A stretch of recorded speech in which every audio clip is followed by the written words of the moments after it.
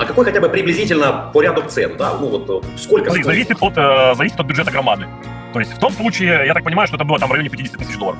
50 тысяч долларов человек платит за место руководителя громады, но у него заработная плата, я так думаю, там что-то около 20 тысяч, да? На тот момент это было 28 тысяч.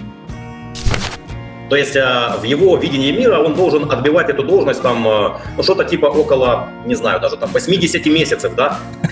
Нет, но дело, ты же понимаешь, что это же отбивалось по-другому.